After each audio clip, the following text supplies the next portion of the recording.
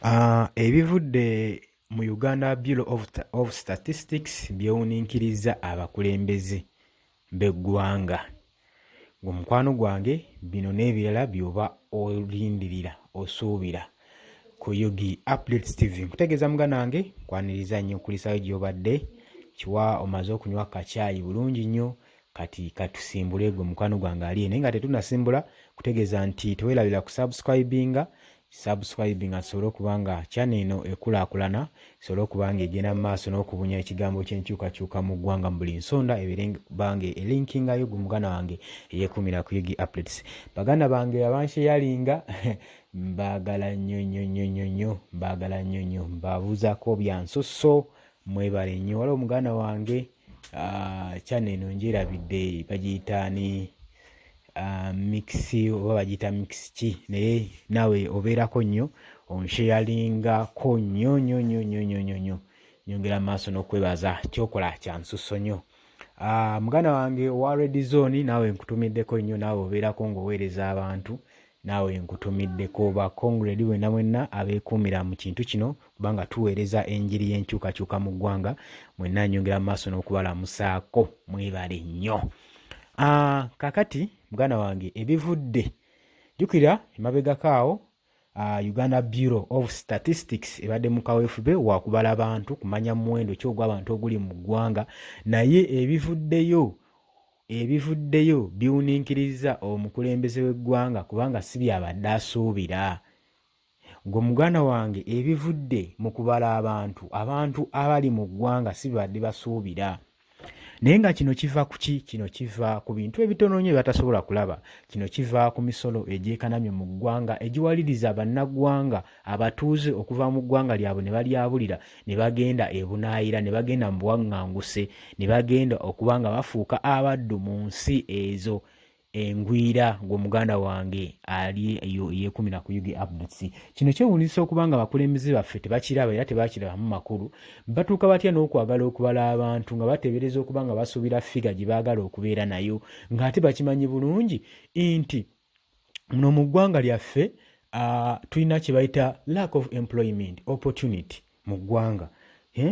Abaana tebalina mirimu, eggwanga lyaffe teririna mirimu, kati basuubira batya abantu okuba nga bakyali mu ggwanga babeeremu nga bakolamu ki? Gwe muganda wange emisolo giringa emisolo buli mbeera ekunyigiriza basuubira munnayuganda agenda asigalamu ng'akolamu ki? Era kino muganda wange kyawuniikiriza nnyo omukulembeze w'eggwanga n'agamba figa evuddeyo nga si gye mbadde nsuubira. Figa evuddeyo si gye mbadde nsuubira kubanga tubadde tuteebereza kuba figa eyavuddeyo kirabise nti nno Uganda erimu abantu miliyoni 44. Omukulembeze w'eggwanga avuddeyo n'agamba nze mbadde nsuubira okuba nga omuwendo gusukkulumako kale gibeere nga miliyoni oba nga miliyoni 46 45 49 eyo yeza abadde asuubira naye ebivuddeyo bimukanze nnyo gwe muganda wange. Omukulembeze w'ekibiina kino ekya WBOS Uganda Bureau of Statistics Charles Mukisa avuddeyo n'agamba munnange bye ebivudde mu kulonda bye ebivudde mu kubala abantu.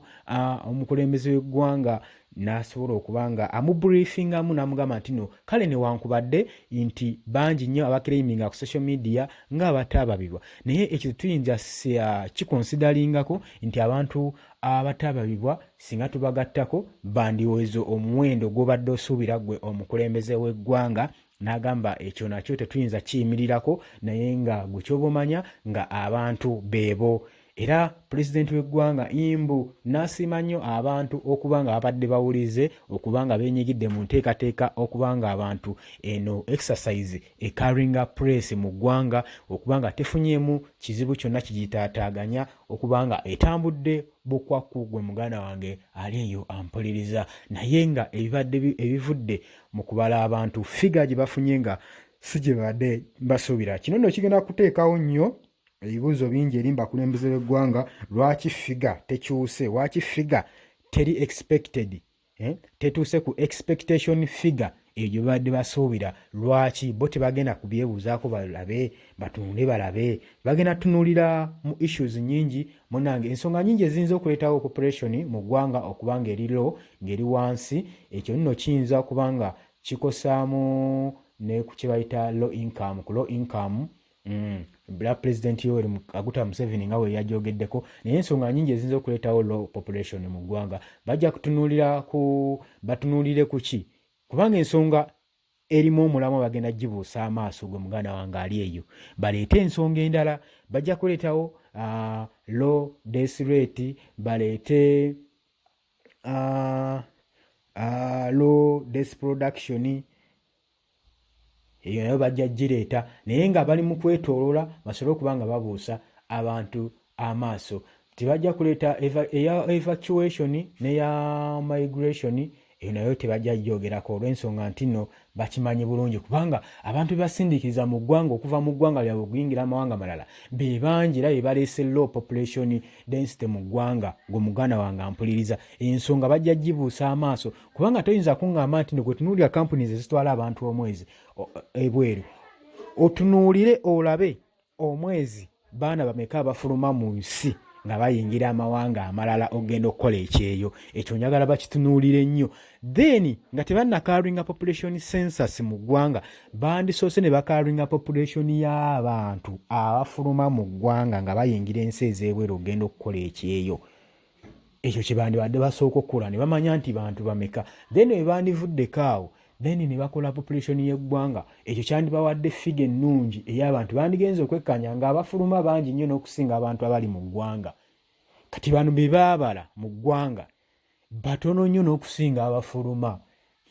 Ojja kumpakanya naye w'onookinoonyerezaako muganda wange ojja kitegeera nti nno kituufu. Bw'otuukako mu makampuni agonna gonna agatwala abaana ebweru, agatwala abantu ebweru ebunaayira, ojja kulaba ennamba bakulage ku figa, lawundi figa buli mwezi bafulumya abaana bameka nga bafuluma eggwanga nga bagenda mu mawanga ag'ebweru okuba ekyeyo. Eyo ensonga tebagenda gitunuulira, wabula bagenda kunokolayo obusonga obutini nnyo okulaba nga bateekawo excuses. Naye muganda wange nga bwe nkugambye, ebivuddeyo bwe bityo si badde basuubira.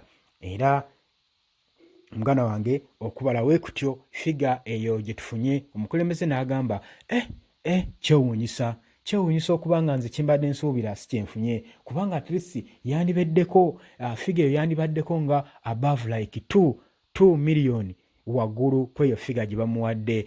We batyo we bagamba gwe mukwano gwange ey'ekumi ku Yugi Updates. Nkutegeeza tuwerabira ku subscribinga, ku sharinga, commentinga, likinga, tusobole okuba nga tunyweza channel eno. Gwe muganda wange ey'ekumi ku mayengo ga Yugi Updates TV. Kutegeeza tuwerabira n'akamu n'akeddagala okusubscribinga, kubanga kyekyoka kitusobola okukola okulaba nga tunywezaawo omukutu guno channel eno esobole okuba nga egenda mu maaso. Gwe muganda wange ampuliriza esobole okuba nga tweetera information buli lukya. Kwagala nnyo webale nnyo. Tukomawo ne information mungi nnyo. Twerabirako nakadde kajja kuba kakuleetera notification message buli lwe tuba tuleese information ti Yugi Updates TV ereese information obeere updated naawe. Gwe muganda wange ampuliriza webale nnyo.